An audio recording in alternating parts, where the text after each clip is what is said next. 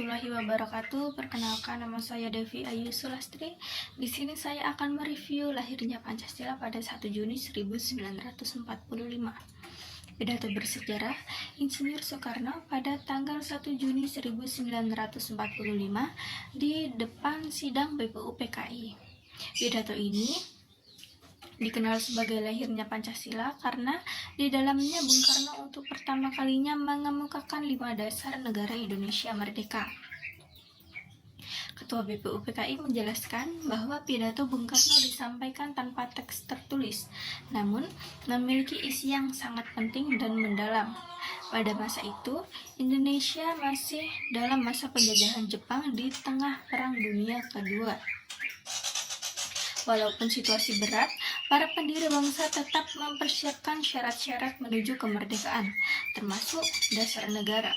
Pidato Bung Karno kemudian diterima secara aklamasi dan menjadi fondasi awal perumusan Pancasila sebagai dasar negara Indonesia. Soekarno memulai dengan menjelaskan makna kemerdekaan. Menurutnya, merdeka berarti kemerdekaan politik, yaitu kebebasan untuk menentukan nasib sendiri.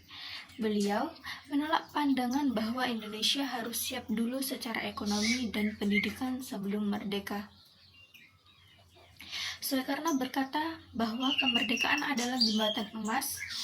Di seberang jembatan itulah bangsa Indonesia akan menyusun masyarakat yang adil dan makmur. Pidato ini bertujuan untuk menjawab permintaan Ketua BPU PKI, yaitu menentukan dasar filsafat negara bagi Indonesia yang merdeka. Isi utama pidato terdapat pada bagian ini, di mana Bung Karno mengusulkan 5 dasar yang kelak dikenal sebagai Pancasila, yaitu 1. Kebangsaan Indonesia. Artinya, Indonesia harus menjadi satu negara kebangsaan yang mempersatukan seluruh suku, ras, agama, dan Soekarno menolak semangat kedaerahan dan menegaskan bahwa tanah air Indonesia adalah satu kesatuan dari Sabang sampai Merauke.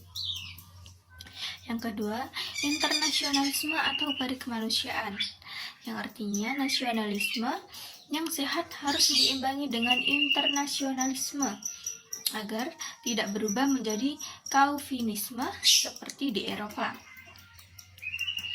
Prinsip ini menegaskan bahwa bangsa Indonesia harus menjunjung tinggi persaudaraan dan perdamaian dunia. Yang ketiga, mufakat atau demokrasi.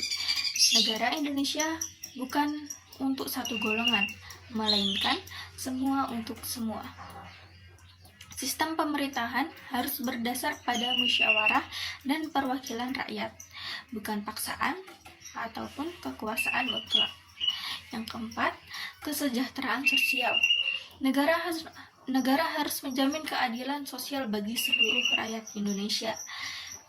Bung Karno menolak sistem kapitalisme yang menindas dan menegaskan pentingnya pemerataan ekonomi agar tidak ada kemiskinan di Indonesia merdeka. Yang kelima, ketuhanan yang Maha Esa. Pancasila menetapkan ketuhanan sebagai dasar kelima.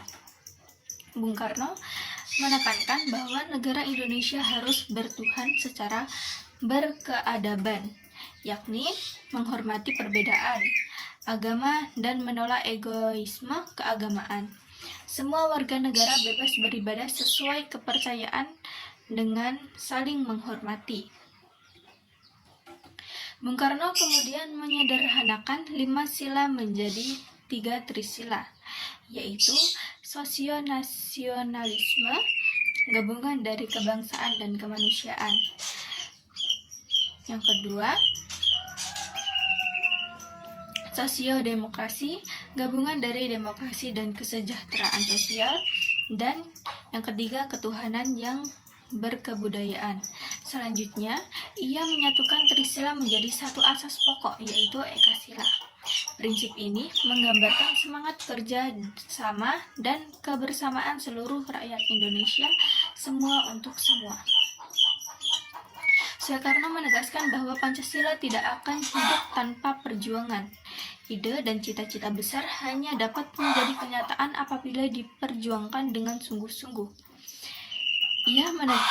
Ia menyampaikan seruan kuat bahwa kemerdekaan tidak datang dengan mudah, melainkan harus diperjuangkan dengan jiwa merdeka atau mati. Pidato ditutup dengan ajakan untuk terus berjuang mewujudkan nilai-nilai Pancasila dalam kehidupan bangsa. Bagian akhir berisi dekret Presiden Soekarno yang menetapkan kembalinya Indonesia ke Undang-Undang Dasar 1945 dan menegaskan bahwa Piagam Jakarta menjiwai Undang-Undang Dasar 1945.